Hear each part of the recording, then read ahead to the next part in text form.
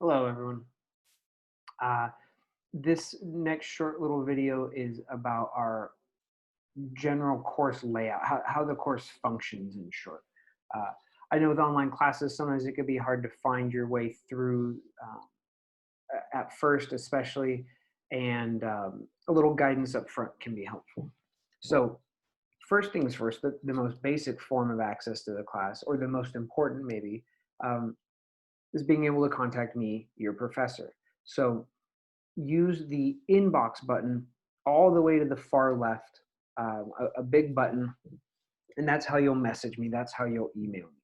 Okay. That should be your first primary way of contacting me. If that doesn't work, if Canvas is down, something like that, then the second way to contact me is to use my BSU email address. Um, you can find that bsu.edu email address at the top of the syllabus. Okay, or you can find it by searching online, Ball State's online. Um, the um, the reason I don't have you use the Ball State one first is that if you do that, then half your messages will be in Canvas and half will be in your Outlook or whatever you use to view your BSU thing, and it's just you and I will both be confused because messages will be scattered. So if you only ever use that inbox button, the inbox will have everything we ever say back and forth. It'll be super easy to find stuff. Okay. So as a backup, use the bsu.edu email separately. As a backup to the backup, you can use my Gmail. You can find that email address in Canvas under the contact info I've given you. Okay. Um, so it's sort of redundant, right? I've given you three separate emails. The reason why is I want you to feel confident that you can always get in contact with me. Um, that even if something goes down, you've got some form of access with your professor no matter what. Okay. So you'll find I respond pretty quickly to this. It's usually the same day, um, or sometimes the next day. Um, you'll find that I respond a lot quicker to email than your typical, face-to-face professor, a professor in a face-to-face class.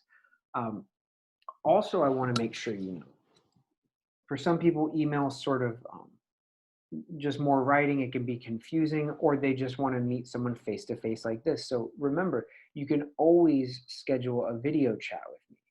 Um, Especially around the time of the papers and especially when class is just starting like this. Sometimes a little real time back and forth is all it takes to really make things clear for you. So I'm available for video chat really 7 days a week, unless I've got something else already scheduled. Okay. So if you miss the face to face real time, we can have a version of that. I'd love to do that. I really enjoy meeting my students that way. Okay. Um, So remember, that's always an option too. Even for a small conversation, we can do that. The info for that is also on Canvas. Uh, how to contact me through those. Um, okay, the core way that our class works is this: is that we have modules. Think of a module as just like a regular class day. Okay, there's some reading. The professor talks for a while. There's some discussion. That's a normal class day in most classes. That's what our modules consist of. So modules almost always have three parts: a reading, number one; number two, they have recordings. That's basically what we call lecture. Number three, we have discussion. Okay. So again, a single module has 1, 2, 3 parts: reading, recordings, discussion. Okay? They're all required, and you need to do them in that order. I see a lot students will jump right to the discussion, um, and then they don't always come back and do the reading. And great, they got some easy discussion points, but guess what? They really struggle in the paper.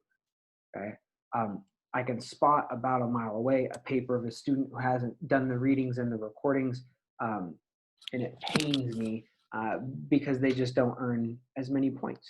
There's not much to be done about that. If you write a paper on something you've not read fully and haven't heard an explanation of, you're not going to get so many points on it.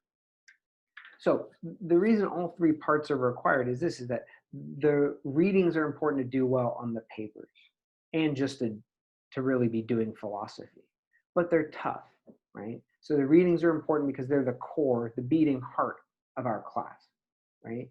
Um, but then the recordings are required and important because the readings are often quite difficult. So the recordings are where I, in everyday language, break down what the readings mean and point you to the key parts so you don't get distracted by all the details. So both readings and recordings are important, okay? Okay, next point, due dates for our course. Online courses all can have unusual due date system. Here's ours. Every Sunday, the work from the prior week is due. It's not all due at the end of the term. It's due in 1 week chunks, okay? Um, the reason I do this is that some students expect or want in an online class that they can do it completely at their own pace. I've tried that before. Really what happens is it gives students enough rope to hang themselves. It sort of lets them dig their own graves, not to be too dramatic or macabre here, but um, not every student can work at that sort of set your own pace. And even students who can, who are good at it, often something happens. In the weeks and weeks of our course, isn't something going to come up? Yeah. So the students who've been waiting, the end of the month, I'll take care of a whole month worth of work, and then something happens at the end of the month, it makes it impossible for them. Okay. So for our course, the compromise is that you have flexibility within the week. Do it whenever you want, but it's due at the end of the week at Sunday. Okay. Um, that's sort of the best of both worlds is what I thought.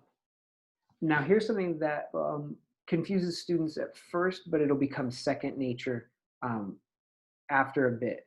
Be sure to email me if it's at all confusing though, and we'll sort it out now. Why wait until later, right? Every Sunday is when things are actually required to be in. They have to be in by Sunday. I also, though, give you suggested due dates. What does suggested means? It means not required. Sunday is required. It has to be in on Sunday. But I give you suggested due dates before Sunday if you want to space out your work sort of evenly throughout the week. These are not required, but they're very useful for many students. Not every student wants to wait until Sunday or whatever day of the week and get all the work done at once. Many students want to space it out. If you find that helpful, the suggestion is to space it out. If you don't find it helpful, just do it whenever. That's why it's an optional or suggested due date. Okay. Um, once more, if it's confusing to you, just ignore the suggested due dates and pay attention to the required due dates, um, which are Sunday, always Sunday. Okay. Final thing about the basic way our course works is that the announcements are pretty important. The schedule is in the syllabus and it's in the calendar as well, the calendar function all the way to the left. But it's helpful to have reminders. So I've done the extra work of programming in everything that's due every week, and it'll send out as an automatic email every Monday morning. Okay. So when you log in to our course, you should see those announcements both as new announcements. At the modules page, the newest ones will register at the top. And this is very important. You should get an email of the announcement as well. So let me just backtrack and rephrase. The announcements are where I post the schedule for every week. I do that every Monday. And it should email to you as well. If you're not getting an email about that, if you didn't, for instance, get a welcome email from the announcement this Monday, please let me know and we'll sort out what the issue is there. Because it's so much more helpful to be reminded in various forms. In case you miss one, you'll see the other. Okay. Let's see. I mean, that's about it. All that sort of bundles together since a module is our basic class day. Um, and since a module has multiple parts, the modules page is where it's the best way to approach work for our class. Because the module page, which I've said is our home page, will list each of the three parts in order. It'll be easy to remember which ones you've done because you'll click through them in order. Um, and it lays them out chronologically as the course of the term uh, in terms of the course of the semester. Okay. So use that as your home base, and it should present things pretty logically for you there. If you have any questions about what I've said here, or of course anything else about this course, you're going to click that inbox button all the way to the far left and send me an email using that. Okay. All right. Thank you, everyone. I'm very excited about this term. Um, I'm happy to be able to help you through it. So email me with any questions you have. Thanks.